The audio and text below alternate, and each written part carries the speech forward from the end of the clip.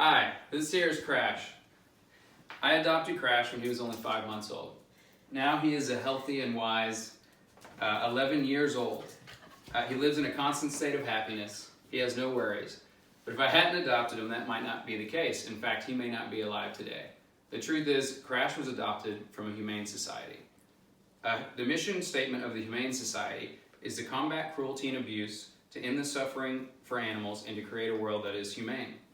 Unfortunately, most dogs are not adopted from the Humane Society. They are purchased from pet stores. There's nothing wrong with purchasing a dog from a pet store. They need homes too. But the issue is with where pet stores tend to get their dogs from, and that's puppy mills. And currently the issues with acquiring a pet lie in the puppy mill system. I've been looking into getting a companion for Crash for about 2 years now. I initially wanted to get a full-bred Shiba Inu, but after researching for this speech, I've decided to get my next dog from the Humane Society. Today, I'm going to describe what a puppy mill is, some of the problems associated with puppy mills, some of the causes for these problems, and some solutions that we can help bring about to limit puppy mills. First, let's look at what a puppy mill is and some of the issues associated with puppy mills. Puppy mills breed millions of dogs yearly, and while there are millions of stray dogs who still need to be adopted, puppy mills are high-volume dog breeding facilities with often very poor conditions. Most dogs from puppy mills are purebred. Approximately 200,000 dogs are used for breeding in licensed puppy mill facilities in the United States every year. However, being a licensed facility does not indicate that the conditions in these facilities are humane. There are currently 10,000 puppy mills active in the United States, and 2 million puppies are sold from puppy mills every year. Currently in the United States, also, there are 3.3 million dogs who need adoption from shelters, according to the ASPCA. And around 700,000 of those dogs are euthanized because they are not adopted, mainly because of the influx of dogs from puppy mills, the oversaturation. This means that 31% of all dogs that need to be adopted from shelters end up being euthanized each year. So, now that we know some of the issues with puppy mills, let's talk about some of the causes for those issues. Puppy mills are a business and primarily seek profits.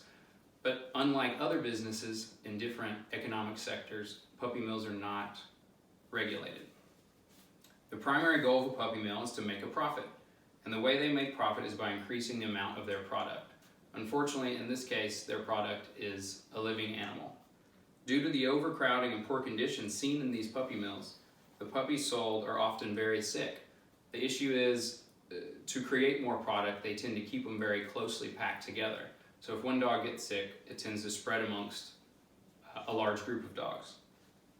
What's missing to keep puppy mills from creating these poor conditions is a regulatory body.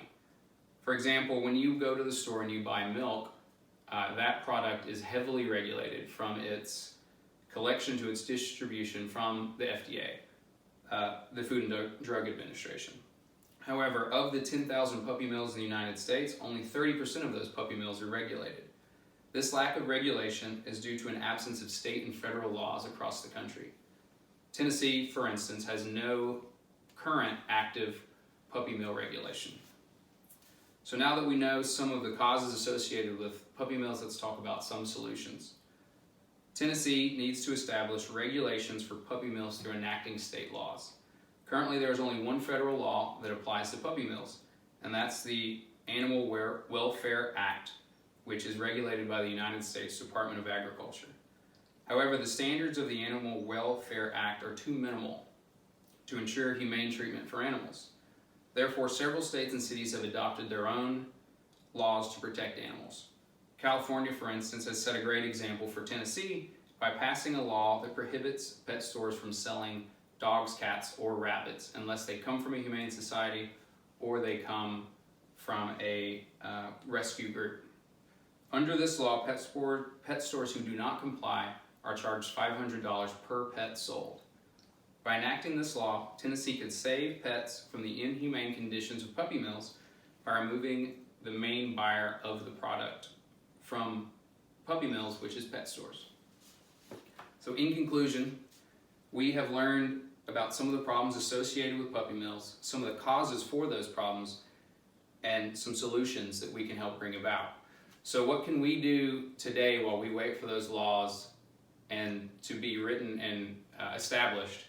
The only thing we can do is next time we buy a dog, we can adopt them from a humane society instead of from a pet store. Matthew Burschatker, president of the ASPCA, says humane treatment is not our gift to animals, it is our obligation. Thank you.